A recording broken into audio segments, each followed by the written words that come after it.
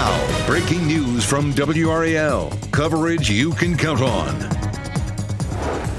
Now at 6, a man is dead after troopers say he drove a stolen car off the road. What we've learned about this crash and the people involved. It's going to be a warm one across the entire state for us. Temperatures in the 90s for many of us. We're going to go over what it will feel like coming up. And the DBAP will be sparkling tonight at the Durham Bulls game. What you need to know about that fireworks show and other big 4th of July celebrations happening all around our area. Let's bring you inside our WRL studio here on this Independence Day. We're bringing the spirit today. Yeah, we actually coordinated today. Yeah, with this red, white, and blue. Not a bad deal. We're pulling it off. We're glad you're with us. I'm Jeff Hogan. And I'm Renee Chu. Also this morning, we've noticed just how beautiful it is on all our live camera networks, these gorgeous sunrises happening.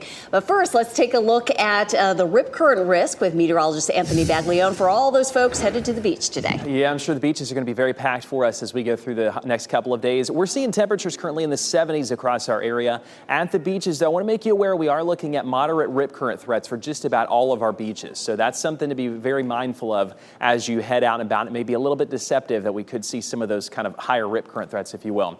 Well, I want to talk about the tropics, too, because this is our new advisory on Hurricane Beryl. It's 120 mile per hour winds. A change from yesterday when it was a Category 4. It's now down to a strong Category 3 hurricane. The current track of this one does take it through the Caribbean, weakening, getting close to Cancun as a Category 1, and then up toward the Mexico coastline there as a Category 1 hurricane.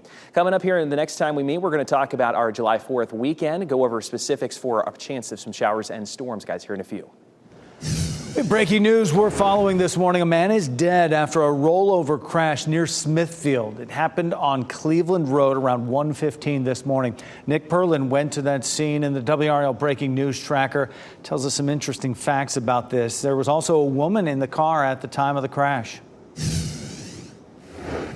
State troopers and the Wilson Mills Fire Department spent this morning investigating a crash that happened in this field behind me in Smithfield. Now, I do want to show you this video from the WRAL Breaking News Tracker, and you can see this car flipped over into a field and badly damaged. We're told from state troopers the car you're looking at was actually stolen, and at around 1:15 this morning, the driver of that car sped off of Cleveland Road and crashed it into this field. We know one man and one woman were inside this car at the time of the crash. The man died. The woman is expected to recover. We're still trying to learn more about that woman's condition and what charges she may face. In Smithfield, Nick Perlin, WRAL News. And we're working to learn more about the crash that left this vehicle overturned. The WRAL Breaking News Tracker got this video last night around 11. The vehicle crashed on I-40 near US 1, and you can see the windshield in front of the vehicle destroyed. We'll update you when we learn what led to the crash and the condition of the driver involved. You will need to take some precautions as you celebrate the 4th of July today in that extreme heat you'll experience out there. Thousands of people will be enjoying the evening at the DBAP right here, where fireworks will be shot off from the field after tonight's game. WRAL's Kelsey Coffey joins us from the DBAP now, and all the fun that's going to be happening there tonight. Crack of the bat, crackle of those firecrackers going off. Jeff, tonight's bowl game is just going to be the perfect place to spend the 4th with your family. Of course, the ballpark is empty right now, but in just a few hours, hundreds of fans will be ready to enjoy some baseball and an epic fireworks show.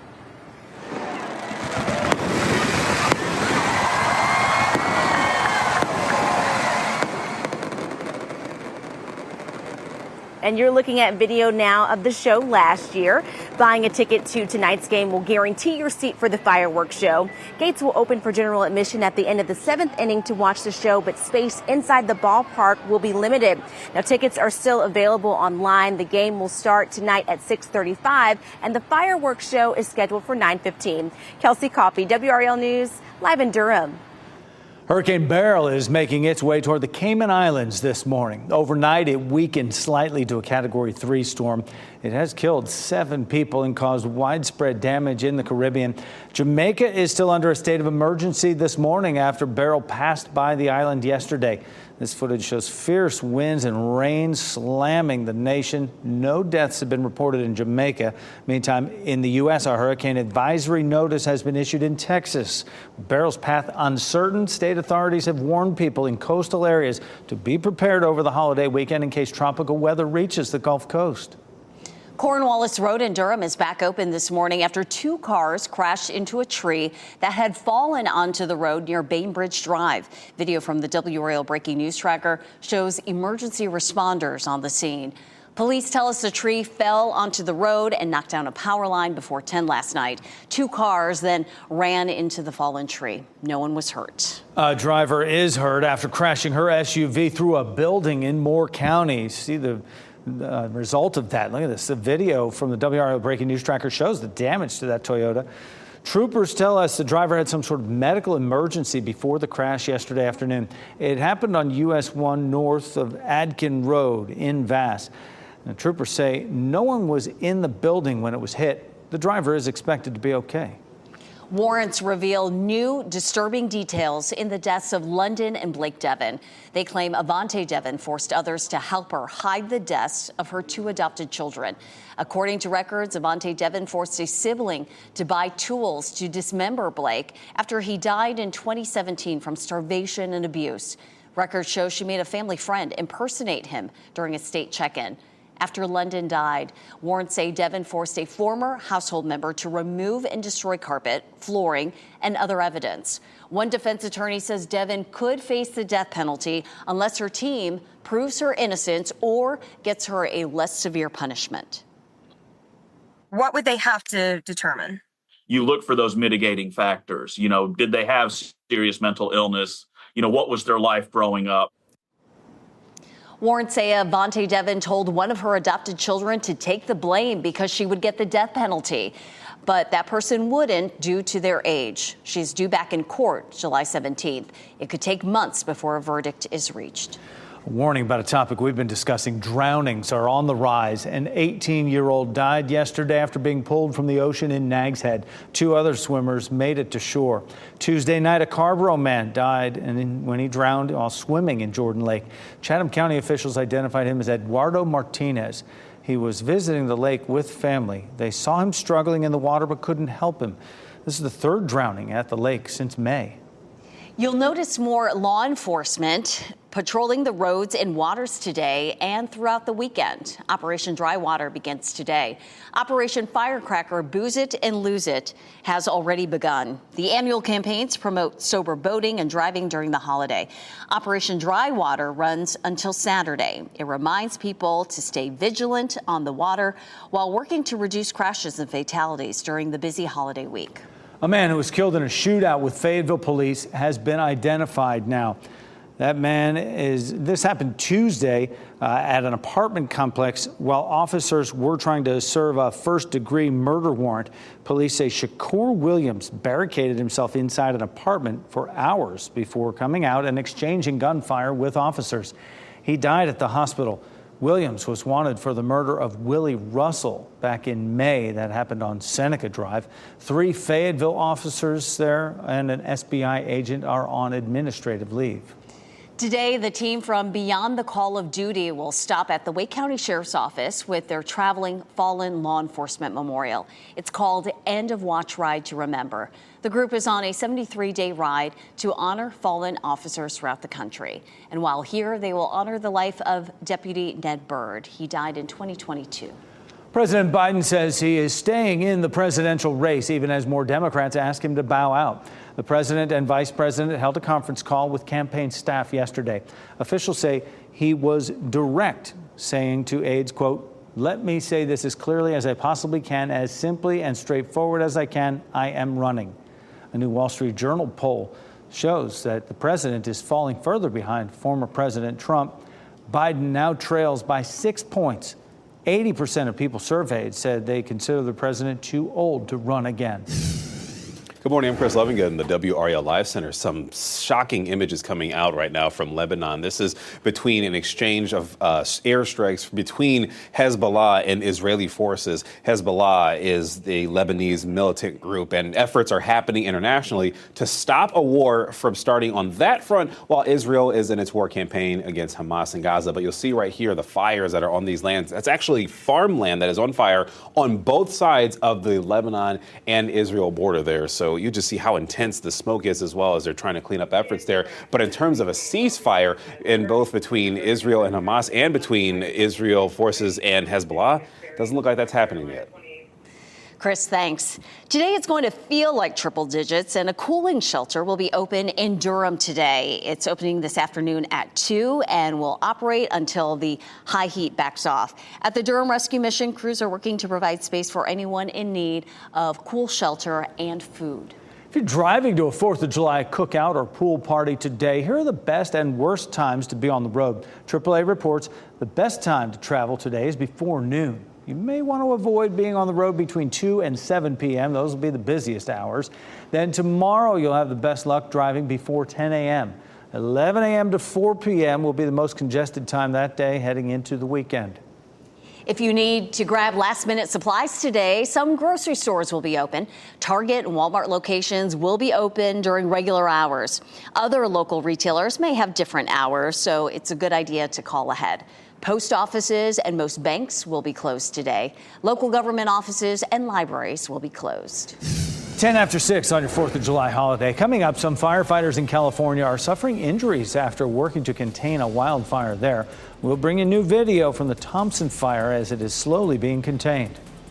And another former Boeing employee is speaking out. What one man says he witnessed when he worked as an inspector on the assembly lines at the Dreamliner factory.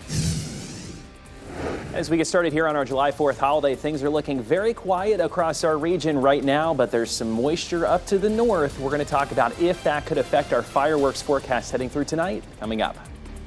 As you get into your car, tune to WRAL News Plus on your radio. In Raleigh on 99.3 FM. In Durham, 96.5 FM. And everywhere on 101.5 HD3.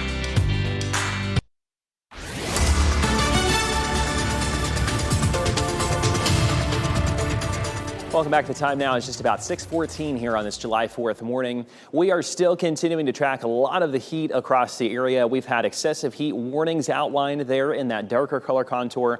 All of the orange you see right there are heat advisories. And so no matter what those colors are showing, we're seeing feels like values basically between about 105 and 110 in those areas. What we are looking at here at home, though, high temperatures climbing to right about 97 this afternoon. It'll feel closer to, let's say, 100 to about 106. So similar to a pattern that we saw last week. We got a little bit of a break from that, and then now we're going back in it. 104 this afternoon, and then 111 is what it will feel like tomorrow. So any plans out there, just make sure to stay hydrated and keep the heat in mind. Part of California is under state of emergency as firefighters work to contain the Thompson fire. The fire in the northern part of the state is now just 7% contained. CAL FIRE says it remains at about 4,000 acres. At least 4 firefighters were hurt while trying to contain it. No word on their condition. Fire officials have downgraded evacuation orders for some parts of that area.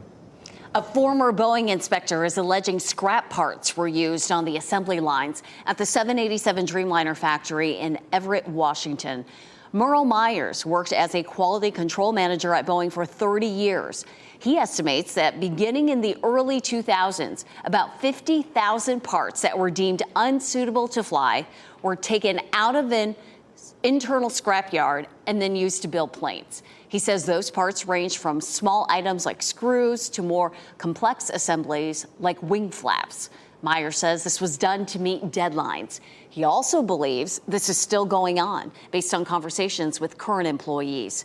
In a statement, Boeing did not dispute Meyer's allegations. Cricket fans in India are celebrating the return of their World Championship winning team. The players had been stranded in Barbados because of Hurricane Beryl.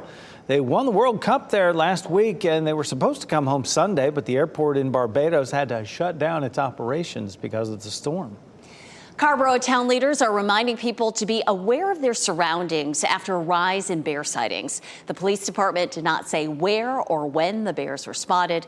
The state's Division of Wildlife reminds people not to feed bears and to lock up and secure any potential food sources. You also don't want to let your pets outside, leave your pets outside overnight or unsupervised. More tips are available online. This 4th of July, we're hearing some of the stories of America's first veterans. Volunteers have been working with the National Archives to transcribe military pension files from the Revolutionary War. Unlike today, soldiers had to show why they were in need of financial assistance and a pension. This special project started last year with the hope of finishing in 2026 for the 250th anniversary of America's independence. Volunteers from across the country and world are going page by page, line by line. Every word that's transcribed becomes searchable in the National Archives catalog. And when it's searchable, it means that it's accessible to the entire world. Stories from the files will be shared with the National Park Service, and that would allow park rangers to share something that is transcribed during a tour of a battlefield or other historic landmarks. Pretty good penmanship back in the day there. Wake Forest July 4th celebrations will continue this morning with the town's annual Kids Parade. This is video from a previous year parade, and kids are encouraged to come out on their bikes this morning and line up on North Main Street for the parade. It starts at 10:30 this morning. The fun will then continue with a festival in Holding Park at Heritage High School starting at 11. Sanford, Clayton, and Rollsville will all mark Independence Day with celebrations today. In Sanford, Freedom Fest kicks off at 3 p.m. in Kiwanis Family Park. The celebration will end with a fireworks show after dark.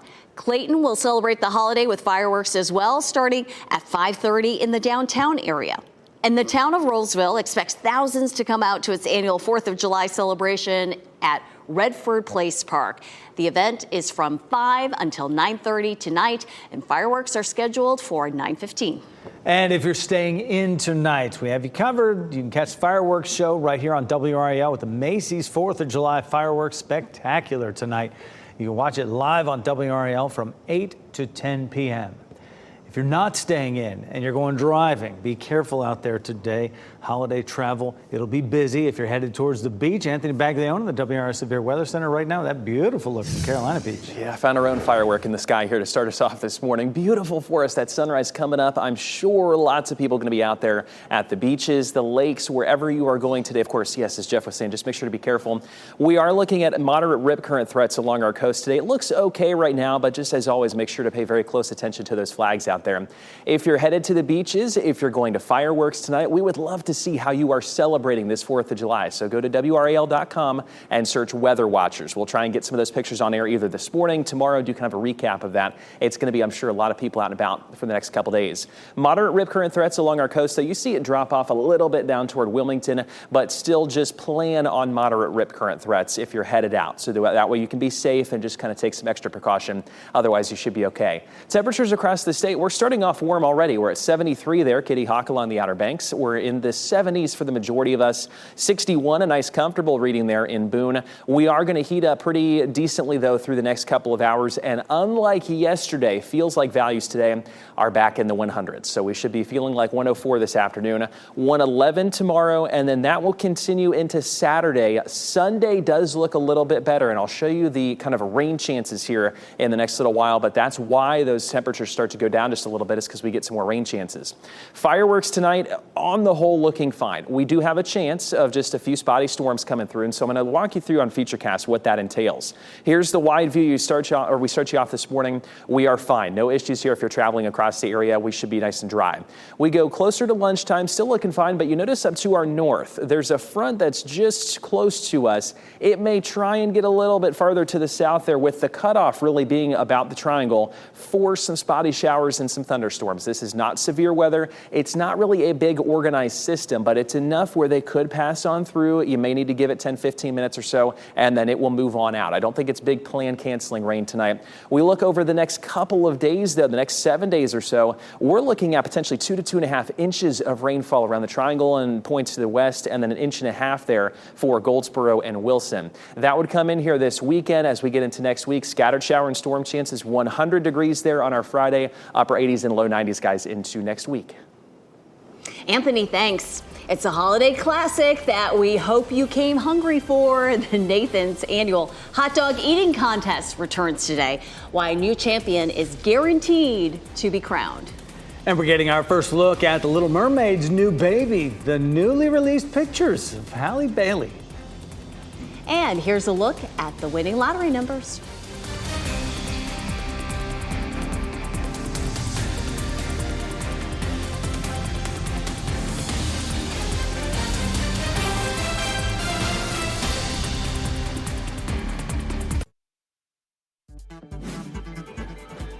This What's Trending report, sponsored by Rug & Home. The Little Mermaid star Halle Bailey is showing off her son for the first time. Yeah, we have a look at that in What's Trending here this morning. Bailey and her boyfriend DDG's son Halo was born in January. They have kept pictures of him private until this point. Yesterday, the two posted photos of their family on Instagram during a trip to Italy. DDG also posted a video on YouTube with his son, including a trip to Target, where he shows Halo, his mom, in Barbie form. Aw, he is adorable. He's about 6 months old now. He was born January 6th. And on those photos that you see there, the caption was Halo's first trip to Italy. 6 months old, first trip to Italy. How about that? First trip to Target to see mom in Barbie form. A lot of firsts that first year. And Maribel Aber took a break from bringing us our business headlines to tie the knot. Take a look at these photos that she posted to Instagram. Maribel says she and her husband Christopher got married in an intimate ceremony at City Hall in New York. And they plan to have some receptions later on. New York girl in Gotham with the bling bling. Look at that ring. All right. Oh, congratulations. Can't We're wait to see her thrilled for live from the NASDAQ market site where you used to see her every day usually. What's July 4th without a hot dog eating contest, right? An official weigh-in ceremony was held yesterday for people looking to compete in the Nathan's annual hot dog eating contest. The competition kicks off this morning at 10:30, starting with the women's competition. The event is expected to go on without its reigning champion, Joey Chestnut. Yeah, Chestnut set the record of 76 hot dogs in 10 minutes back in 2021. Who could forget? But he will miss this contest to compete against soldiers at Fort Bliss, Texas. If he can't be in Coney Island, we certainly support him being with the troops honoring our armed forces. Chestnut banned. How about it? Yeah, from competing at Nathan's this year because he signed an endorsement deal with Impossible Foods, a brand that sells meat substitutes. Nathan's famous hot dog 4th of July eating contest dates back to 1972. Today's winners will bring home $10,000. All right, well, if you're grilling out today, maybe firing up some hot dogs or something like that later this afternoon. It is going to be hot for us. Temperatures in the upper 90s. So if you can do it closer to this evening. We are watching, though, a chance for some showers and storms. We're going to go over when they could arrive coming up. Plus, law enforcement was busy on roads overnight. We are following two stories involving rollover crashes. The details troopers told us about one of them being stolen.